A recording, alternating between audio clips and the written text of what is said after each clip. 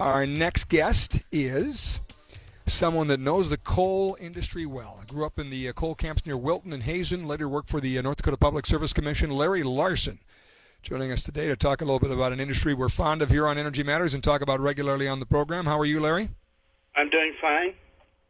Glad to hear it. Our conversation today brought to you, by the way, folks, by the good folks at the Coalition for a Secure Energy Future. Really encourage you to find out more about this organization online at secureenergyfuture.org. That's the website. But here's what Larry's a part of here. The history that Larry is a part of, and so many are in the 15,000 good-paying jobs that are out there and the families. $1 billion in personal income, $3.4 billion in economic impact from all that, and about $100 million annually in taxes going into the state coffers. So it's a big part of the energy success story in North Dakota, and we love talking about it for sure. SecureEnergyFuture.org is that website. So what do you remember most about your time in those coal camps, Larry? Well, I'm going to have to say I was pretty small when we left Wilton. And my father and maternal grandfather both worked at the mines. My dad started approximately in 1919 on the underground mine as I recall, a donkey tender. And then he went into the service for a couple of years, worked at some other jobs. But by 1927, he was back working in the power plant for the underground mine east of Wilton when he and Mom were married in 1927. It was owned by the Washburn Coal Company at that time. And in 1930, Truax Trayer opened it as a surface mine, and the underground mine eventually shut down. That was before I was around. And he became a shovel operator, stripping shovel operator, which the numerous spoils east and northeast of Wilton, a lot of them were put up by his expertise as a shovel operator. My maternal grandfather was a foreman on the ground crew for the stripping shovel and was killed in 1936 in a mining accident involving a piece of frozen soil coming off a high wall and hitting him. They continued to live in Wilton. I was 2 years old when we left in 1944 because Truax Trayer moved the mining from Wilton to Hazen and opened up a mine approximately 5 miles north of Hazen at that particular time. Before they left Wilton, the miners did something in reclamation to those orphan spoils that was not thought of, and planted numerous trees, which are still dot those spoils east of Wilton. The mining industry went from the underground to surface mining approximately in that time a lot statewide. There was one underground mine that stayed commercial, and that was at Beulah, North Dakota. And the last coal that came out of that underground mine, from the dates that I've been told, is 1953, and that's pretty close to what I can remember when they started surface stripping in that area, being only 10 miles west of Hazen.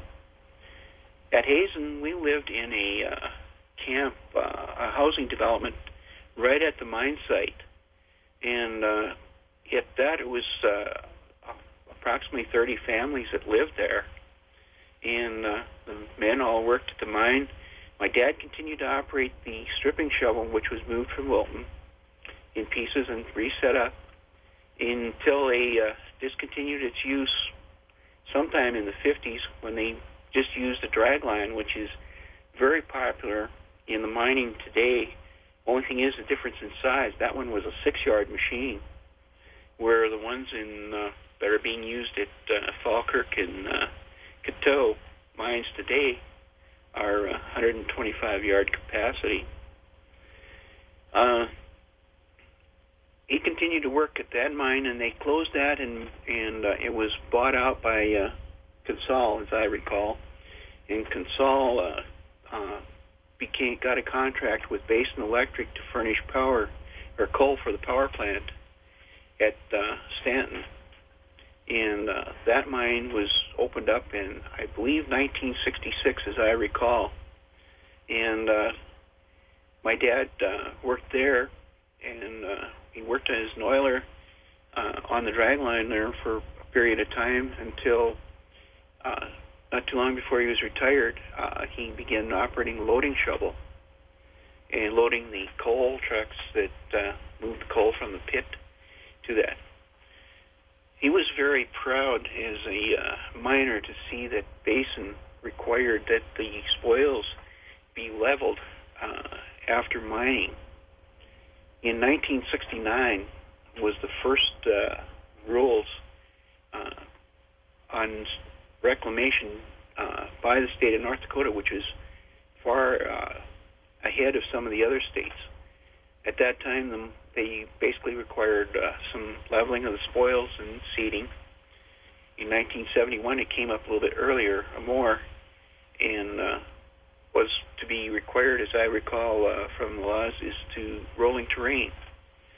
Well, my dad retired in 1969 after over 40 years in the coal industry, continuously in the different capacities that he served. The reclamation laws then changed in 73 and 75 and became more stringent to where topsoil was saved, and then subsoil, which is the B horizon, a tannish-colored soil beneath the black topsoil. And we were far ahead of any other states with the reclamation. At that particular point, then they began to do more. In 1981 was the last change in laws, and that was to coincide with the federal reclamation laws.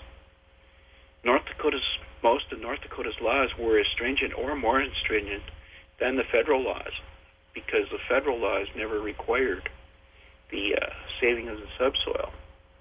And I'm not sure that it does today. I've been retired for 11 years from the commission, in that I began working with the Reclamation Commission, Reclamation Division in 1984. And it was a learning progress. Then I was glad to see what was going on, the work that was done, the continual improvement of the soils and stuff like that, the handling, the monstrous amount of soils that had to be removed to mine the lignite coal, and very proud to be a part of it. My father did not live to see that particular part, but he did enjoy the reclamation that he did see while he was alive, and that the proving of the production greatly has enhanced the areas that were mined now, and in some of the conversations I've had with other people since, and that the land that was returned to them is more productive than it was prior to mining. In the Glen Harold area, for example, a lot of the soils are very sandy in the overburden in that, and the reclamation actually improved the soil, the terrain, and so on, so that it became more productive to those farmers. You know, Larry, that's the thing I think most people miss, and your story and how you told it was priceless. It's just fascinating to walk through that history. But one of the questions I wanted to ask you is, what you think is so? What do you most want people to know that might be very different than what they think is the situation? And mine would always be the reclamation, the fact that you can, strip out this coal and put things back, as you say, better than they were. I don't unless you actually see here it is torn up and here it is back, that people really have an appreciation for that. People in the industry do, and they're proud of it, and it's really neat. But I don't think the general public has any idea about the environmental safety and security that comes from that. It's pretty darn incredible. I have about a half a minute left, but I wouldn't mind you just giving me an example of what you think you just really want people to know that they don't know now about this industry.